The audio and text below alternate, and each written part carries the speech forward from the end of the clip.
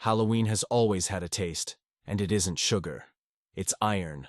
The metallic bite of cold air before a storm, or the way a coin feels on your tongue. Every October, the same taste returns, faint but unmistakable, like the season itself is bleeding through the air. I used to think it was nostalgia, some sense memory from childhood nights of costumes and porch lights. But last year, it wasn't nostalgia. The taste came sharper, thicker. I should have known it meant something. After my mother died that June, I inherited her house in Dunfield. The same house I grew up in. A narrow Victorian that leaned west like it was tired of standing upright. I told myself I'd stay only through the fall, just long enough to clean it out and sell it. But when the leaves began turning and the nights came early, I started finding reasons to stay one more week. The place was too full of memories to leave quickly, and too empty to feel like home. Dunfield was always an autumn town. The air here smells of wood smoke and wet leaves by late September, and every porch sprouts a pumpkin by October 1st. When I was a kid, Halloween was practically sacred. Main Street filled with straw men and paper bats. The church bell tolled at sunset to start the trick-or-treating. My mother always said it wasn't decoration, it was defense. Light keeps the dark out, she'd tell me as she lit the candle inside her jack-o'-lantern. You give the night a face to look at, and it passes by. I thought of that when I carved my first pumpkin after moving back. I'd bought it at the same roadside stand we used to visit together, out by the Mill Road. The man there, gray hair, watery eyes, said nothing as he took my money. He just nodded toward the line of pumpkins behind him and said, "Keep it lit." It sounded less like advice than a warning. That night, I set it on the porch rail. A big orange thing with a grin that came out a little too wide. I lit the candle, stepped back, and watched the light flutter through the carved teeth. For a while, the house almost looked alive again. Then, just as I turned to go inside, the flame wavered, dimmed, and went out. I crouched, relit it, and it died again. The third time, it stayed lit only a few seconds longer. There wasn't any wind. The air was too still. It became a routine. Me, every evening, out on the porch with my lighter, coaxing that same flame back to life. Every night it resisted. Every morning I'd find the wax drowned and the inside of the pumpkin slick with moisture, like something breathing against the walls. By Halloween week, the whole street had joined the ritual. One by one, everyone's jack-o'-lanterns had gone dark. Some neighbors replaced them. Others didn't bother. You could feel it in town, the small talk at the diner, the glances when the streetlights flickered. Something was different that year. On Halloween day, a fog rolled in before noon. Thick, heavy, unmoving. The air felt damp enough to drink. I ran errands just to stay busy, passing the empty park, the shuttered fairgrounds, the school with its paper ghosts drooping in the windows. No parade this year, the sign said. Weather permitting. No one expected the weather to permit. By dusk, the fog had curdled into rain clouds, and the wind pressed against the house like a living thing. I lit my pumpkin again, habit, superstition, maybe defiance, and stood watching the candle fight to survive. The smell of wet earth crept up from the yard. The rain hadn't started, but the air felt heavy enough to fall. That's when the streetlights began going out. It started at the far end of the block, a faint pop and a blink of darkness. Then the next one went. Then the next, each extinguishing itself in steady rhythm, like dominoes tipping toward me. I felt my pulse match their rhythm.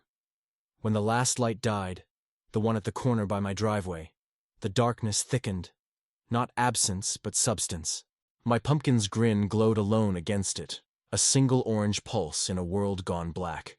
Then it too went out. The silence that followed was wrong. It had weight. Even the crickets had stopped. I stood there listening, heart beating too loud, until another sound began to rise beneath it. Whispering. Soft, high-pitched, and too many at once. Children's voices, threading through the fog. I peered toward the road, trying to make out shapes in the haze. The whispers grew clearer, circling, as if carried by a slow procession. Then I saw them, small silhouettes moving through the mist, each head faintly aglow from within. For a second I thought they were trick-or-treaters with lanterns, but the glow was too steady, too cold. As they came closer, the light resolved into faces. Pumpkins. Carved, lit, walking on small human bodies. I felt my throat close. They stopped at the edge of my yard, a dozen of them, their carved grins breathing with pale fire. The nearest one tilted its head, and its light flickered rhythmically, almost like speech. A smell reached me then, scorched wax and rot. "We came back," it said. The voice wasn't a child's. It was hollow, pulled through wood and smoke. Another joined it, then another, until the air quivered with the same phrase, "We came back." I stumbled backward into the doorway, slammed it, locked it. My fingers shook so hard I dropped the lighter. Through the window glass, orange light pulsed like a heartbeat. The whispering grew softer, closer to the house, moving along the siding in little waves. Then came the knocks. 3 at the front door. 3 at the kitchen window. 3 at the back porch. Always 3. Always even. Polite, patient. Like they were reminding me of some forgotten etiquette. I grabbed the old flashlight from the drawer, the one with rust in its battery cap. Its beam was weak, but enough to slice the dark into gray slices. The house seemed to shrink around me, ceilings lower, walls breathing. Every reflection in the glass looked a half-second too slow. When I reached the front window, I stopped breathing. They were standing in a perfect crescent across the lawn. Their lights were out now, but the shapes of the faces, the cuts, the mouths, still glowed faintly as if remembering light. Behind them, something larger moved. I caught only pieces, the curve of a shoulder, the glint of wet vine, the echo of breath moving through a hollow gourd. I stepped away from the glass. The flashlight flickered and died. Silence. Then, behind me, a whisper that came from inside the hall. "Trick." Or "treat." I turned. A shape stood in the doorway, too tall for the frame, its head brushing the molding. A jack-o'-lantern grinned where its face should have been, the cuts too deep, the light inside throbbing red. Its clothes hung in tatters, soaked black down to the boots. I saw dirt crumbling from its sleeves, fine as ash. It moved one step forward, the wood floor creaking. The smell hit me then, sweet rot, wet leaves, something electric underneath, like ozone before lightning. It raised one hand. The fingers were wrong, long, jointless, gloved in dark bark. Vines coiled around the wrist and into the sleeve. "Do you remember?" it rasped. The sound came from inside the pumpkin, as if something was turning beneath the rind. "You light them to keep us out. You stopped lighting them. We came back." I wanted to scream, but the air had gone out of my lungs. The figure crouched, bringing its face level with mine. Inside the carved grin, shadows moved like moths behind glass. "We waited," it said softly. "You kept the door shut. Now it's open." Its hand brushed the side of my head. The touch was cold, soft, slick like roots through soil. I saw things then, not visions, not dreams. Memories that weren't mine. Fields burning in moonlight. Rows of pumpkins breathing, expanding, collapsing. Voices chanting under their breath. Lighting candles inside hollow skulls. The same 3 knocks, over and over, across centuries. I must have passed out. When I came to, the house was silent. Morning light poured through the curtains. The door hung open. My pumpkin was gone. On the porch rail, where it had sat, was a black smear like melted tar. The grass below it had wilted in a perfect circle. The police came, said vandals had hit a few houses overnight, pumpkins smashed, decorations stolen. They wrote down my report, nodded politely, and left. I didn't tell them about the voices or the figure or the hand on my skin. Some things you can explain in daylight without sounding like you. We already lost the argument. I tried to leave Dunfield the next week. Packed boxes, booked movers, even signed the sale papers. But the night before I was supposed to go, the power flickered at exactly midnight. Just once. Long enough for every bulb to hum, every window pane to vibrate. When the lights came back, there was something new on the porch. A pumpkin, small, fresh, uncarved. I threw it in the garbage bin. The next morning, it was back on the rail, a little blackened around the stem, like it had been burned. By November, I'd convinced myself it was grief, stress, imagination. The human brain can turn loneliness into miracles or monsters. I moved out in December, handed the keys to a young couple from out of town. They said they loved the house's old-world charm. I didn't warn them. Maybe I should have. But the truth is, people never believe the kind of story that sounds like folklore until they live it. This Halloween, I was hundreds of miles away, in a new apartment in a city that doesn't know my name. No porch, no pumpkins. But around 11:58, the lights dimmed. Not just mine, the whole block. Through the window I could see every lamp across the street pulsing in unison, faint orange, as though each bulb were filled with candlelight. Then came 3 knocks at my door. Soft, polite, familiar. I didn't answer. After a minute I heard movement in the hall outside. Footsteps dragging across carpet, light enough to belong to children. Then a whisper through the gap under the door. We came back. I stayed frozen until dawn. When I finally opened the door, the hallway was empty. Only a faint trail of damp footprints led away toward the stairwell. At the threshold sat a small pumpkin, its surface dull with ash. On the back, carved shallowly with something blunt, were 3 words.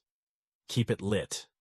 Even now, as I sit by the light of a dying candle, the ink trembling upon this yellowed page, I cannot decide whether the horror I endured was born of the human mind, or of something far older, far crueler. The walls of this house, whose every plank breathes with an ancient malevolence, seem to lean closer when I write, eager to swallow the words, as if to reclaim its own story. I came to this place on the last day of October, drawn by an inheritance I neither sought nor believed real. The letter that summoned me from the dour quiet of my apartment carried an unfamiliar seal, a crooked wax imprint of a serpent devouring its tail. It claimed, succinctly, coldly, that a certain estate of the Hollow Glen in Maine had passed to me following the death of my great-uncle Erasmus Crow, a name I had never once heard from the lips of my family. There were instructions to come before Halloween night, lest the claim expire and the property revert to other interests. Words that should have chilled me even before I stepped foot upon the cursed soil. The journey was long and lonely, marked by the slow extinction of civilization. The paved roads gave way to gravel, then to dirt, then to nothing but winding roots hidden under decay. The forest thickened around the car as if conspiring with the encroaching fog. My headlights illuminated nothing beyond the pale twist of the next curve. When I at last saw the sign, Hollow Glen, painted in flaking black upon sagging wood, it swung like a hanged man in the wind. I parked before the iron gate, rusted nearly through, and for a long moment the engine's hum was the only sign of life. The house stood upon a hill beyond the tangled garden, its windows vast and hungry, its roof sagging in the middle like the back of some wounded beast. The last light of day died behind it. A sense of expectation hung in the air. Not merely the anticipation of being watched, but of being awaited. The key fitted loosely in the lock, as though eager to turn, and the door opened inward with an exhalation of stale air that smelled faintly of salt and dust. It would have been comforting to imagine that the house greeted me, but that was not what I felt. No. The sensation was of something withdrawing, retreating just out of sight, plotting its return once I had grown accustomed. Within, the house was colossal and decayed, a mansion built with pride and abandoned to grief. My candlelight revealed portraits coated in grime, their subjects long melted by mold and shadow. Their eyes, though blurred, seemed turned toward the staircase as if to observe what ascended or descended there. Each step groaned beneath my weight, with a sound nearer to breath than wood, and the chill deepened as I climbed. I had seen enough haunted houses in fiction to expect cobwebs, rats, ghosts peering through broken glass. But nothing stirred, nothing except the whisper of the wallpaper peeling away in slow, deliberate strips. I found my room at the end of a corridor littered with dead insects. It was spare but tidy, as though recently made ready, though no servant's footprints disturbed the thick dust of the hall. Upon the desk, beneath an embroidered cloth black with mildew, I found a single leather-bound journal. It bore my great-uncle's name. I should have left it unopened. I should have left the house entirely. But the letter, and the strange insistence of that phrase, other interests, drove me on. The journal began plainly enough, recording expenses, repairs, the usual minutiae of an isolated man. Then came sketches of diagrams I could not interpret, circles within circles, lines intersecting at impossible angles, clusters of symbols that burned my eyes. The entries grew erratic, as though the hand that wrote them trembled in ecstasy or terror. He wrote that something beneath the house was listening, that on All Hallows' Eve, when the veil between worlds thinned, it would demand acknowledgement. He spoke of the Sibyl beneath the floorboards, who fed upon silence and blood, and whom each crow air must satisfy lest the glen sink and take us with it. I read until the candle guttered. The house shifted in the wind, and its beams creaked like bones settling into grave soil. When darkness claimed the room, I swore I heard distant scratching in the walls, steady, patient, and searching, as though tracing the paths of my pulse. I did not sleep. Instead, I lay listening to the noises of the structure that contained me. Sometimes the sounds came from above, sometimes from below, but never from the same place twice. At times, the boards beneath my bed flexed minutely, as if burdened by unseen weight. Near dawn, I heard slow steps in the corridor, followed by the soft click of my door latch tinged with deliberation. I would have thought it the work of a servant, had I not confirmed earlier that the house was utterly vacant. When morning arrived gray and brittle, the lock bore no mark of tampering, but a single fingerprint, pressed into the dust upon the desk, gleamed wetly, fresh, human, and facing the wrong direction, as though left by one reaching upward from beneath. I told myself I would leave before dusk. Yet the house truly breathed then, and its breath was colder than the Maine wind. Each window, though I had shut it tight, drummed softly, as if something rapped from the outside. I went downstairs and found that the front door no longer opened. The lock was fused, not jammed. The brass key, which had turned so easily the night before, now snapped in my hand like sugar. I was imprisoned, and the house knew it. By afternoon, the fog had thickened to ash. The clocks had stopped. I wandered room to room, seeking any alternate exit, but each door led either back to the hall or to rooms that did not exist until I entered them. The architecture folded itself impossibly, changing its corridors like a maze, rearranging to keep its prey moving. I reached at last a small parlor whose floor bore a square of different wood, a trapdoor most cunningly disguised. The journal's final pages had spoken of it, the place where the Sibyl listens. My first impulse was to flee from that sight, but there was nowhere left to go. I forced the rusted ring upward. A wave of damp, fetid air struck my face, heavy with the smell of rot and seawater. The candle's flame sputtered but held. A staircase of stone descended into blackness. I cannot explain what compelled me to go down. I only knew that the quiet around me demanded it. The descent was endless, spiraling deeper than the hill could possibly allow. The walls grew slick, pulsing faintly as with some subterranean heartbeat. When at last the stairs ended, I stepped into a cavern half filled by stagnant water. The candlelight rippled across surfaces that might have been carvings, or faces, blurred beneath slime. At the far end stood a shape, not alive, but not yet dead.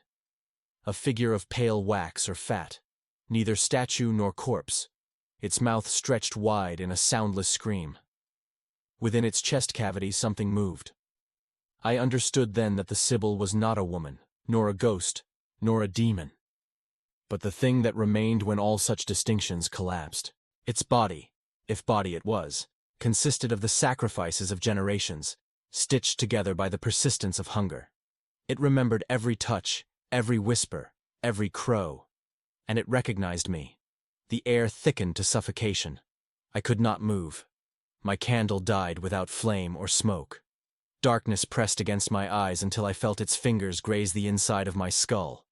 A voice then, not spoken, but grown inside my own mind, commanded a single act. Listen.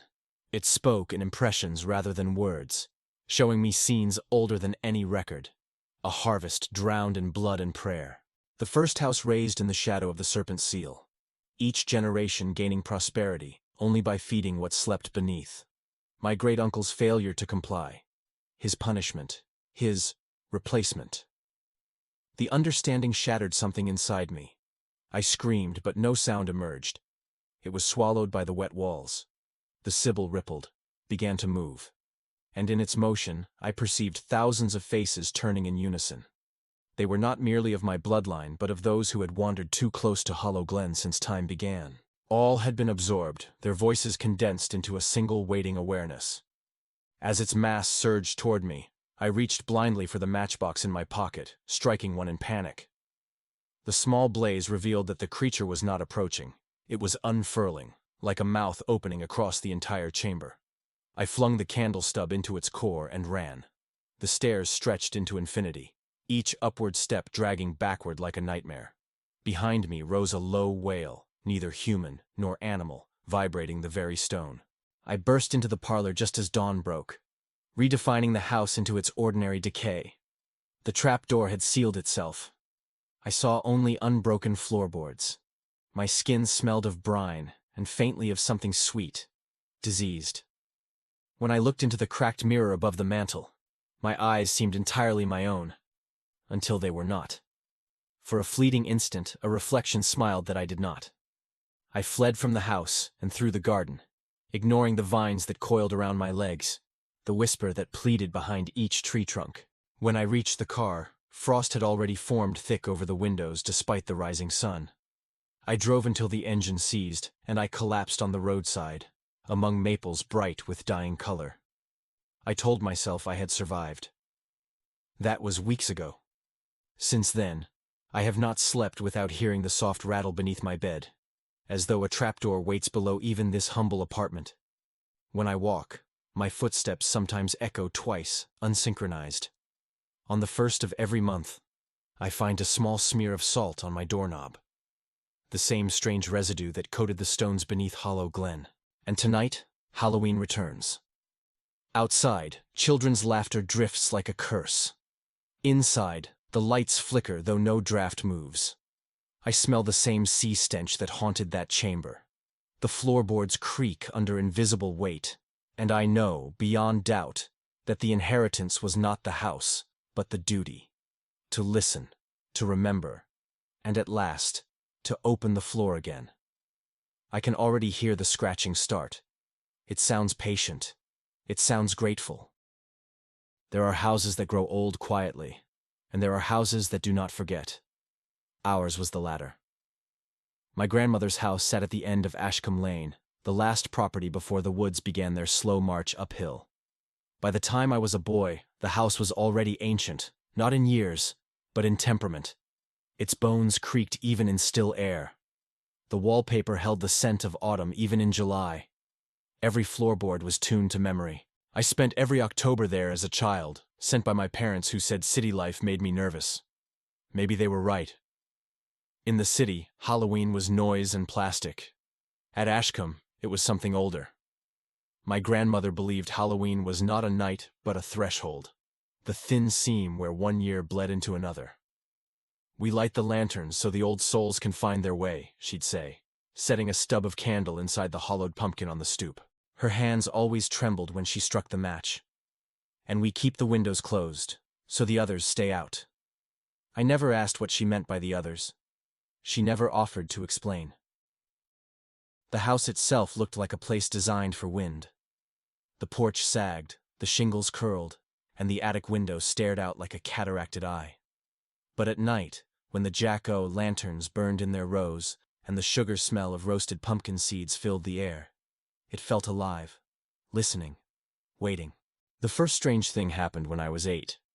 My grandmother sent me to fetch candles from the attic, where she kept boxes of decorations wrapped in yellowed newspapers. I remember the dust like fog, the smell of wax and cedar. At the back of the attic was a trunk I had never seen before, carved with leaves and faces. When I brushed away the cobwebs, one of the faces seemed to move. Just a twitch, like a muscle remembering it once belonged to flesh. I opened the lid and found a child's mask inside. Papier-mâché, painted white, the kind of thing they used in pageants long before plastic. Its eye holes were too large, and there was a crack along the cheek that made it look like it was smiling wider than it should. When I brought it downstairs, my grandmother went pale. "Where did you find that?" "In the trunk," I said. She took it from me and whispered, "That's not for you." She never told me whose it was. But later that night, I saw her bury it in the garden behind the lilac bush, under the moonlight. Years passed. Childhood folded into the sort of adulthood that forgets to look backward. My parents died within a year of each other, and the house became mine. I didn't visit it much. It seemed wrong without her there, like stepping into a church after the congregation had vanished. Then, one October, the year I turned 39, I received a letter written in her shaky handwriting. "Come home by Halloween," it said. "The house will remember you." It was impossible, of course. She had been dead for 12 years. The letter had no postmark, no return address. Yet the paper was fresh, and the ink smelled of smoke. I told myself it was a prank. Some cousin with a sense of humor, but curiosity is a slow fever. It doesn't make you sick all at once, just restless. So I drove out to Ashcombe on the 30th of October.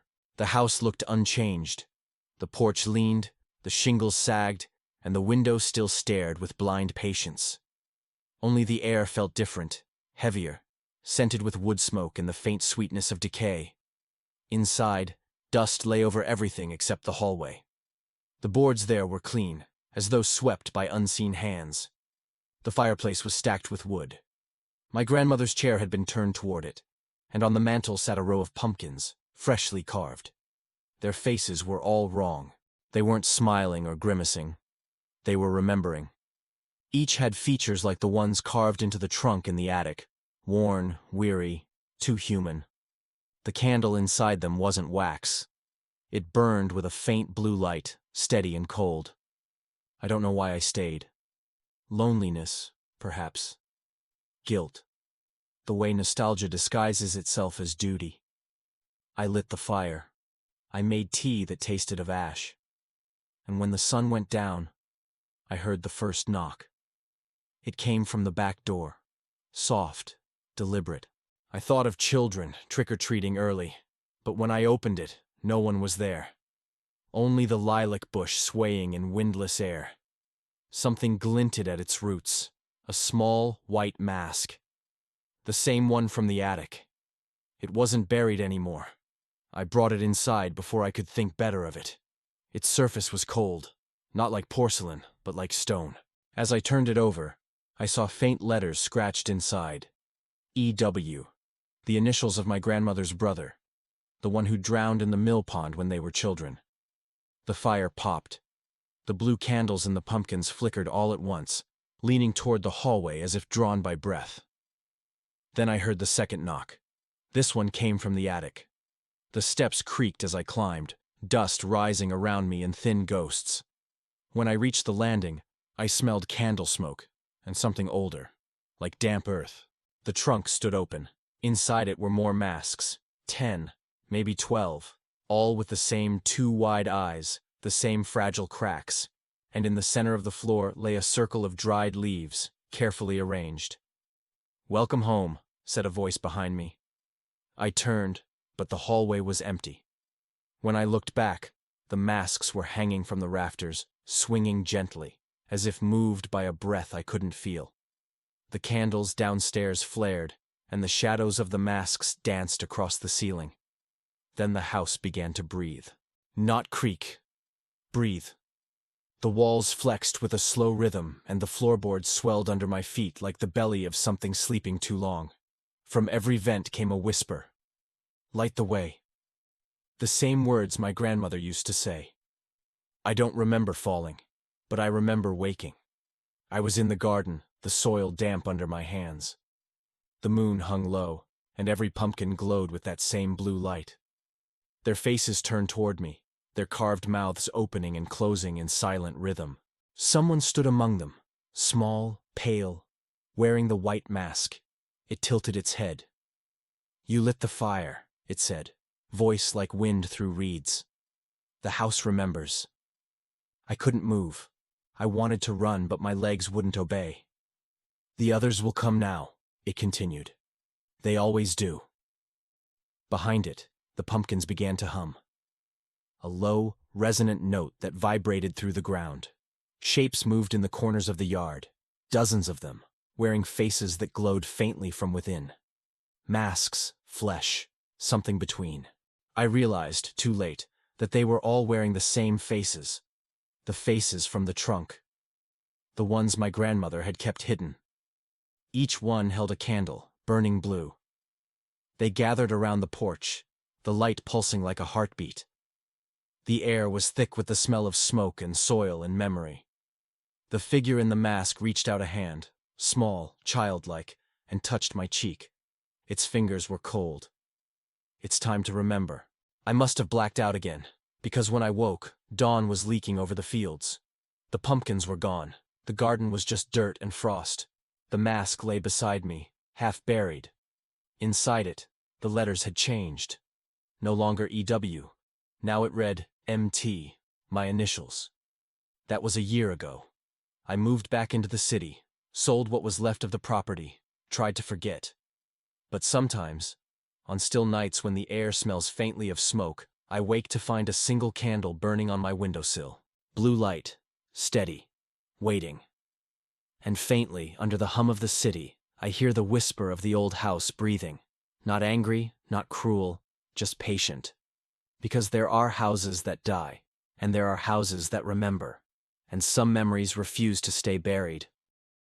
I did not return to the ash orchard to reclaim childhood, but because the land does not forget those it has measured, and on the last night of October, the earth itself feels thinner beneath the feet, as though the crust of the world gives gently over a deeper pressure that cannot be named.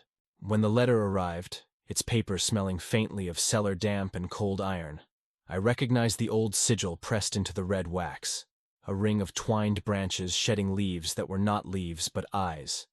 And I knew without being told that the orchard had waited for my step as a bell waits for the hammer. Samhain's promise opens what custom and sunlight keep closed, and I understood that to decline was merely to postpone an appointment with a house that never moved, yet always advanced. The road gave way to ruts, and then to the white bones of roots, and as dusk steeped the hills in ink, the trees grew crowded and narrow, their limbs merging into rafters that wove across the sky, a trellis under which the last birds stuttered and vanished. My headlights skated over windfall apples sunk into rot, so black, the fruit appeared to bleed night, and the scent was not sweet, but marine, as if tides had stored themselves within the pulp, and waited to return at a different moon. The farmhouse stood where it always had, squared against the slope, boards grayed to a color like old paper, windows dim and steady like eyes that had learned patience beyond any human calendar. I had not set foot there since childhood, when the orchard taught me the particular hush that follows a name spoken where names are not welcome. The hill remembered my weight, and the porch boards bowed in greeting that felt like recognition rather than welcome, a distinction that life reserves for predators and their prey in equal measure. The key was exactly where it had always been, beneath the loose stone engraved with a knot of thorns. And if I tell you I took it without surprise, it is because the orchard prefers inevitabilities to choices. Inside, the smell of ash hung so evenly in the dark that I thought the house freshly burned, and then rebuilt without acknowledgement, an old superstition some hold against inviting a fire to remember its path. Dust lay on the floorboards with the deliberation of snow, each step a pale print that filled as I made it, as though the house were swallowing forward, motion by degrees.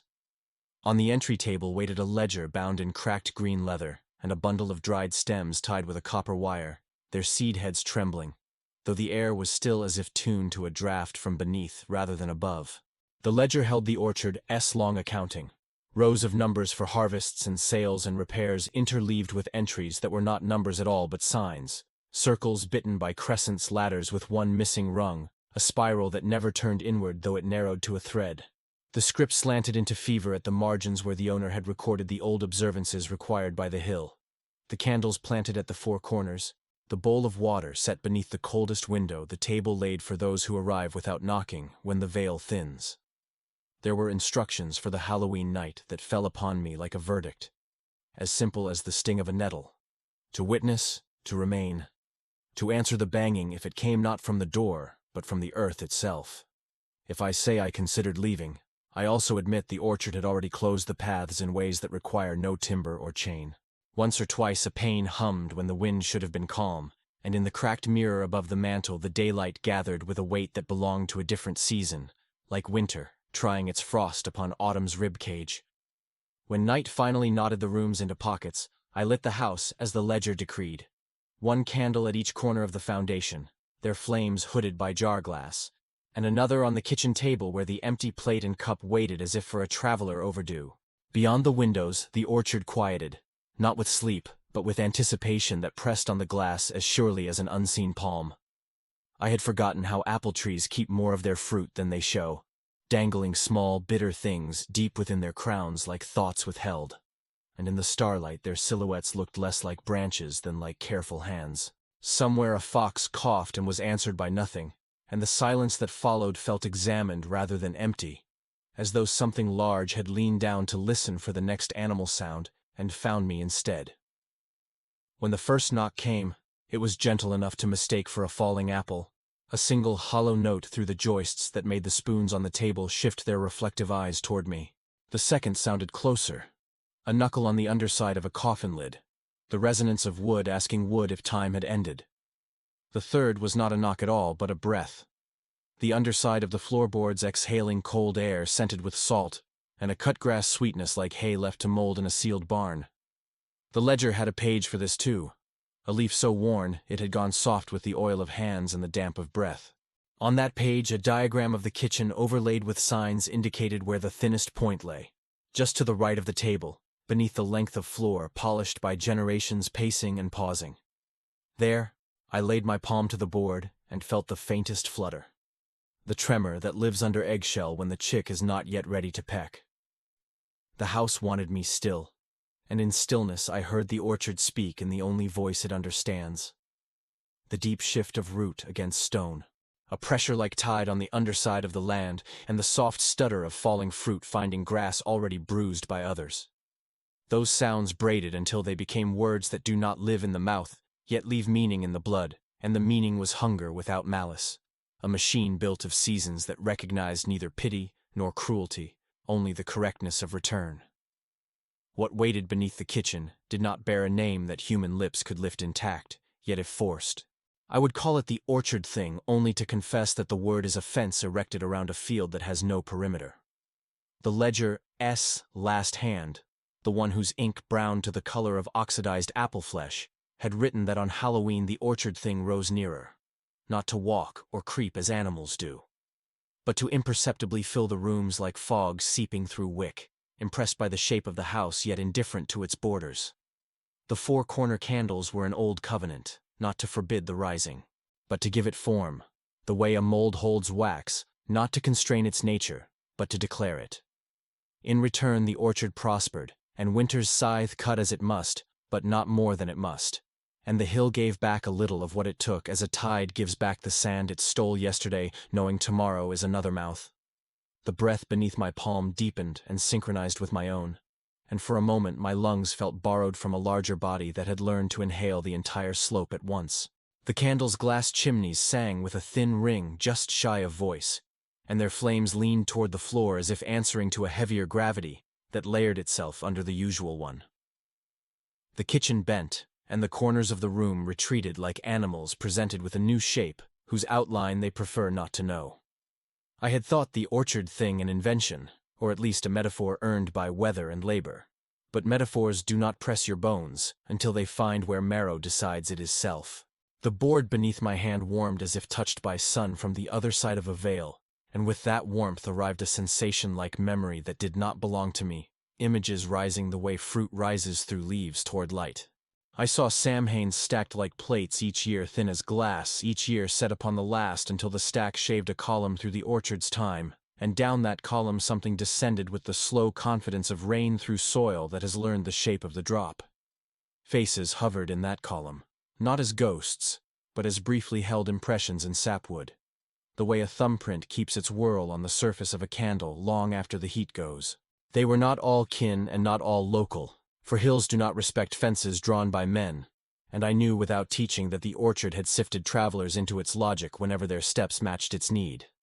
A few had come willingly with their careful little offerings and their names arranged inside their mouths like teeth, and others had fallen into the house as into a pocket. The breath rose again, and with it a weightless absence of sound, as though the room had moved out of the wind that carries time forward into weather. In that absence, the floor thinned and became not a surface, but a membrane stretched over a cavity of attention that noticed me as the eye notices light, without judgment, but with exactness. The attention reached not with fingers, but with geometry, angles adjusting until they fit my shape the way a glove fits a hand it did not know yesterday, but had already made room for. The ledger had insisted on a bowl of water beneath the coldest window, and when I looked, the water no longer showed the kitchen, but a shiver of branches imprinting themselves across a moon too large for night, as if the sky had leaned nearer to read something written in the orchard's dark. Apples swayed on the surface though the bowl did not move, their shadows trembling like minnows in a pond that remembers the ocean from which it was stolen. When a drop leapt from the rim and struck the floor, the wood accepted it with the greed of dry lips, and from the place of contact a ring spread that was not stain, but recognition.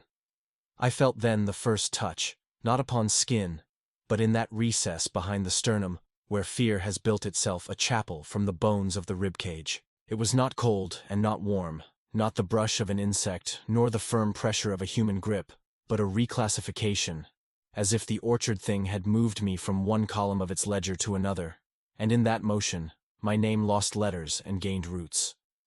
The breath and my breath braided, and I thought of the hens we'd kept once, their bodies rising and falling in the twilight coop as the day left them, and the fox did not arrive, and how right it had seemed to live under the same dusk, with things that ask nothing except room. The rightness frightened me most, because horror that declares itself monstrous can be resisted, but horror that presents as the correct shape of a season fits with a snugness that makes refusal a form of deformity. The ledger had not warned of this, or perhaps it had, and my eyes had slid off the relevant lines as off-oil, which is another way of saying the orchard writes in a dialect that teaches itself to your attention more quickly than language can. In that dialect, the next instruction was simple. Remain still, bear witness, and carry forward the pattern, because the pattern is the only mercy the land recognizes.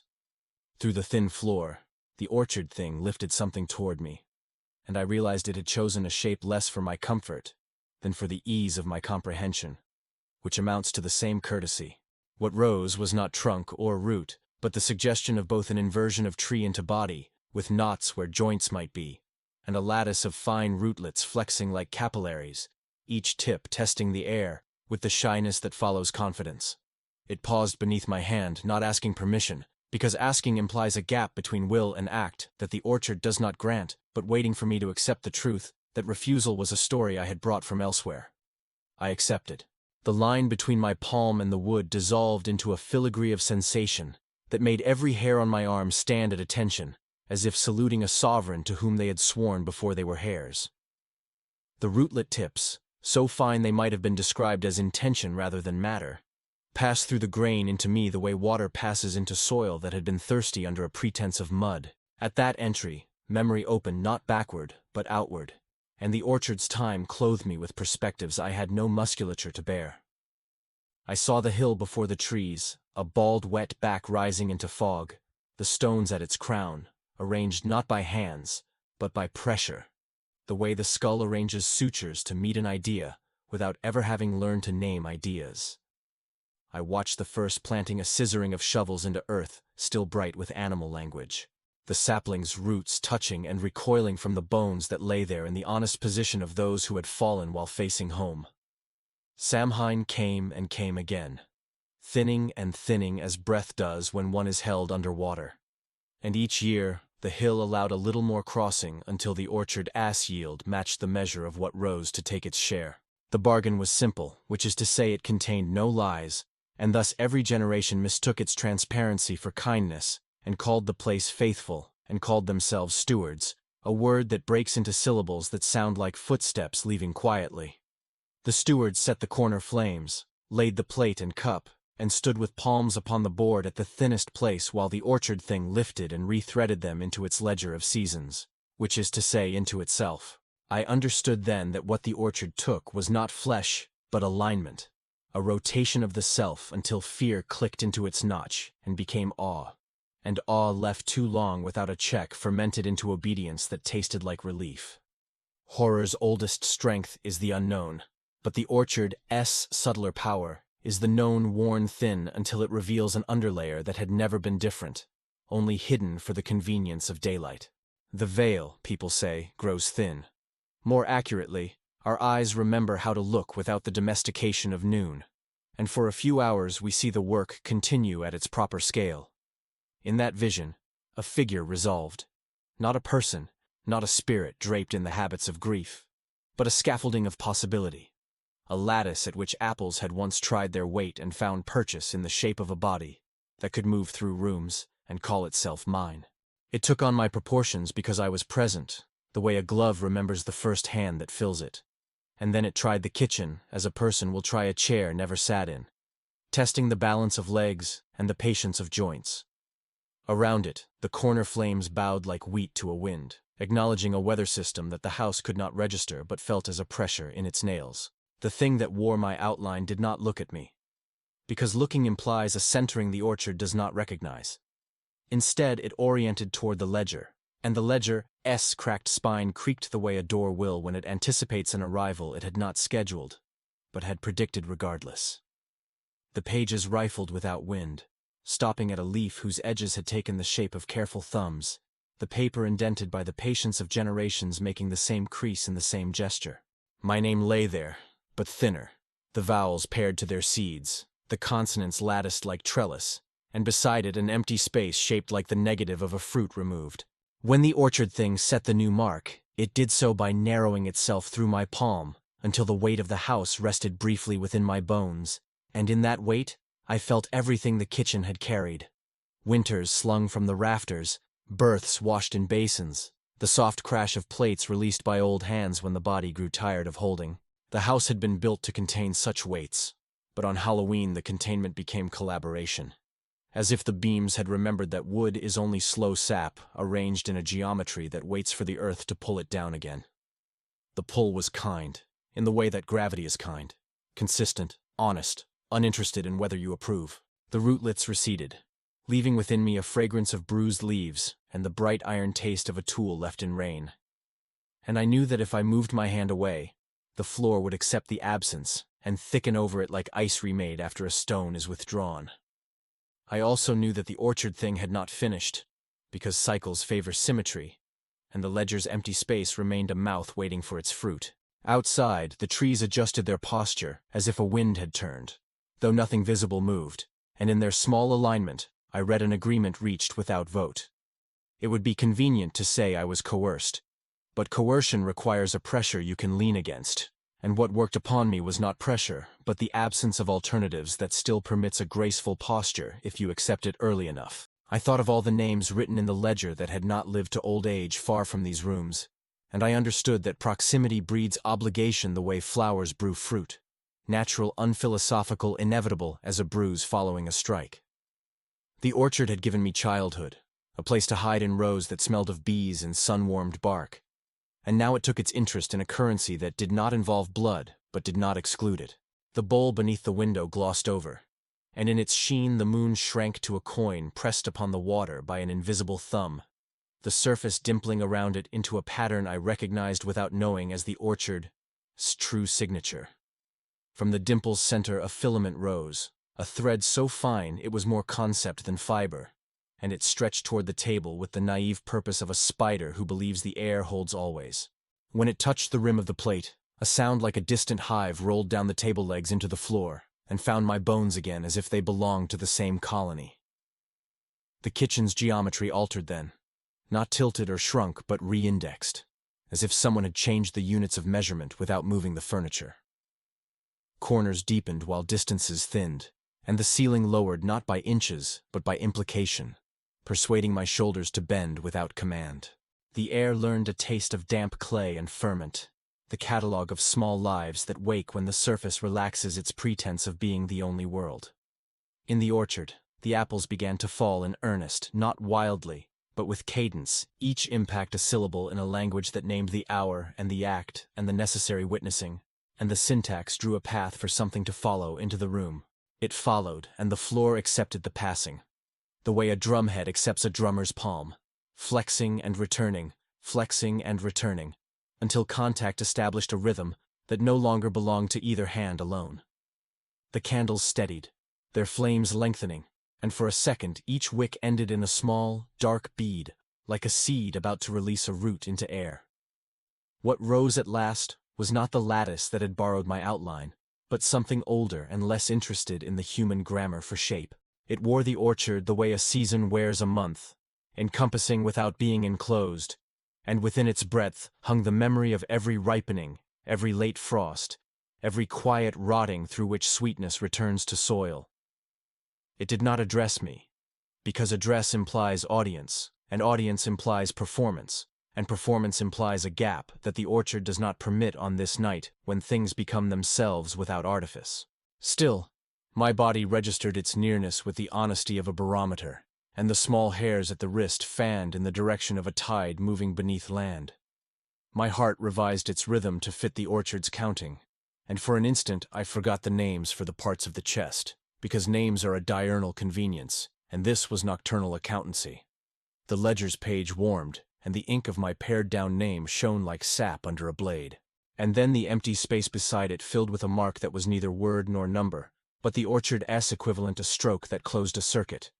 With the circuit closed, the room relaxed, as muscles do after a task decided from outside the luxury of preference. The bowl cleared, the moon resumed its manageable size, the candles drew their flames back through their small, choked throats, and trembled as if embarrassed by their earlier reach.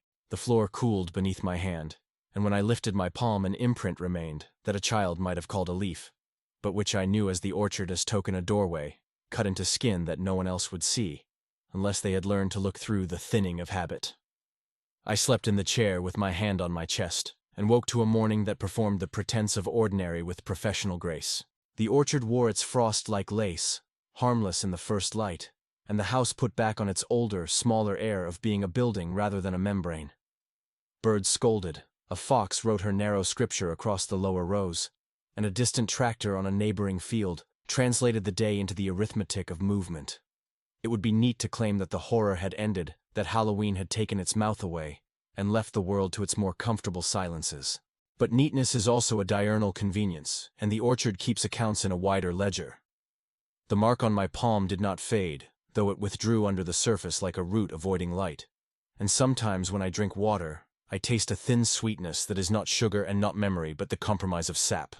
The house breathes more openly now, and in its deeper inhalations I hear the creak of ladders not yet leaned, the soft thuds of fruit not yet fallen, the rehearsals of weather beyond the forecast's vocabulary. Since that night, the world has adjusted in ways that are not dramatic enough to change conversation, but sufficient to change prayers.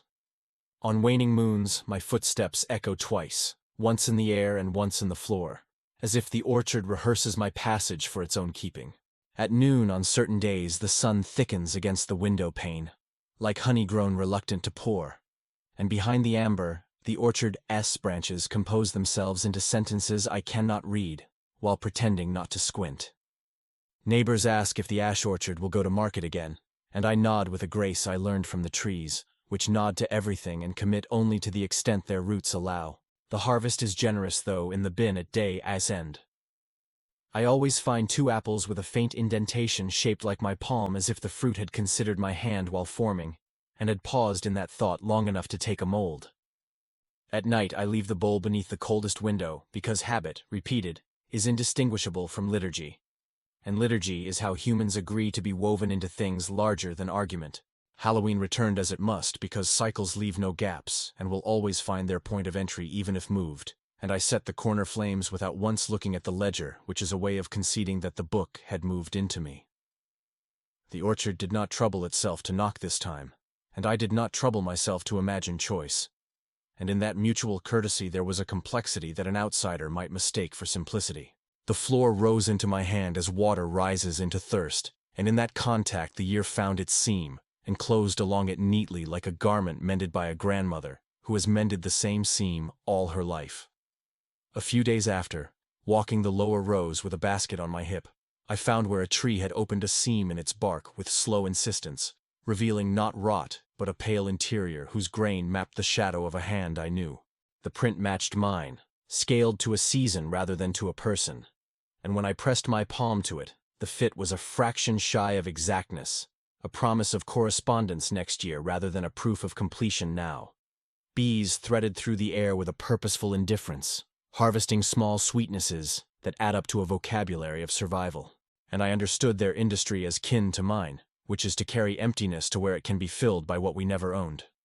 Sometimes in town, I pass the window of the library and see a display of classic terror, and in the glass my reflection folds into titles that talk about the unknown as the wellspring of fear. And I bow slightly to the accuracy while also acknowledging that the known broadcast in a wider register than we are taught to hear can empty a person as cleanly. The abyss that looks back is not always a chasm. Sometimes it is a field that has learned to stare evenly, and we fear it, because we have grown so used to being the ones who decide where to look. In the orchard I'm not looked at, but looked through, and the difference between those prepositions is not grammatical but anatomical, a matter of how the marrow agrees to arrange its salts.